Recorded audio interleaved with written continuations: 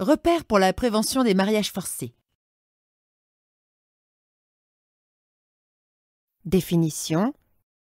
Un mariage forcé est conclu sans le consentement de l'une ou des deux personnes concernées, sous la pression ou la contrainte. Il y a donc, dans ce cas, atteinte à la liberté du consentement au mariage et défaut d'intention matrimoniale.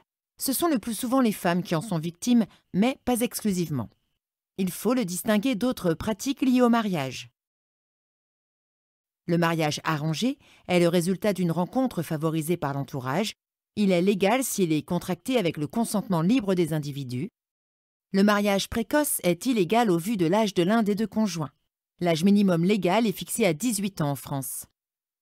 Le mariage coutumier est une cérémonie traditionnelle qui peut être donnée à domicile, dans des lieux de culte, dans la commune de résidence de l'une des deux familles, etc. Cette union n'a aucune valeur juridique.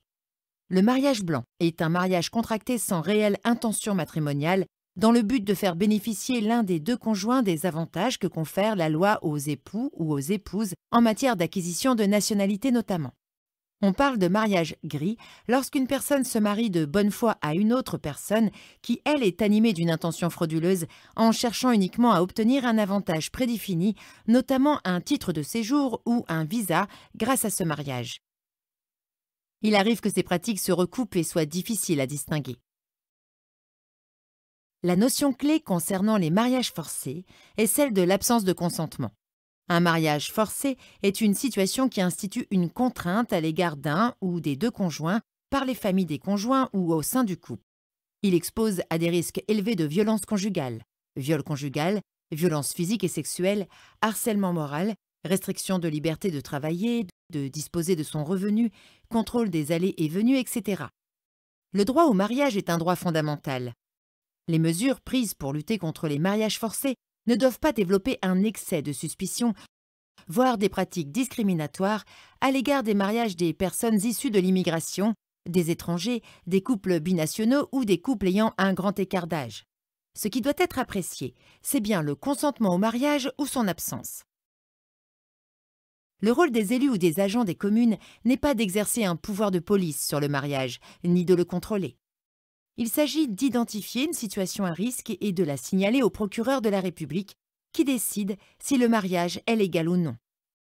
Il ne s'agit pas non plus pour les élus ou les agents de prendre en charge l'accompagnement de victimes d'un mariage forcé.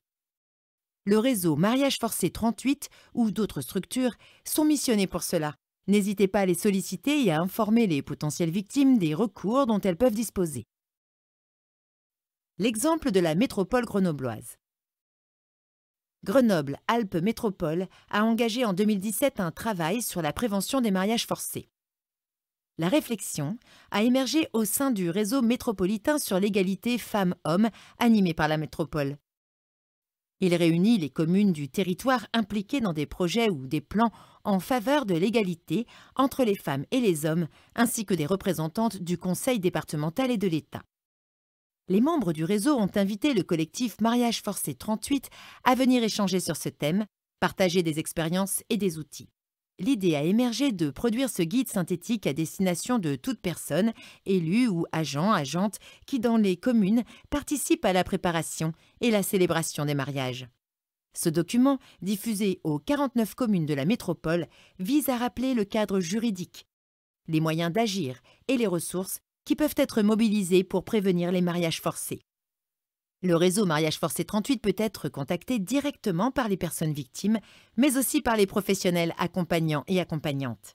Les professionnels de ce réseau interviennent auprès de personnes déjà mariées et en prévention lorsque le mariage forcé semble un risque. Proposition de vacances prolongées à l'étranger avec la famille, soupçon de réunion de famille en l'absence de la potentielle victime, etc. Ce réseau départemental est composé d'associations du territoire. Amnesty International, Solidarité Femmes Milena, Amicale du Nid, Apart Altea, Planning familial de l'Isère et Ève, Rialto SOS Femmes 38. Il se réunit mensuellement et propose un accompagnement toujours en binôme qui a une dimension très large. Mise en sécurité et mise à l'abri, mais aussi soutien aux démarches administratives, accompagnement social, information juridique, consultation médicale, accompagnement à la scolarité et à l'emploi. Il est intéressant de faire le lien avec le réseau dès que possible, car souvent la problématique du mariage forcé n'émerge qu'après plusieurs entretiens.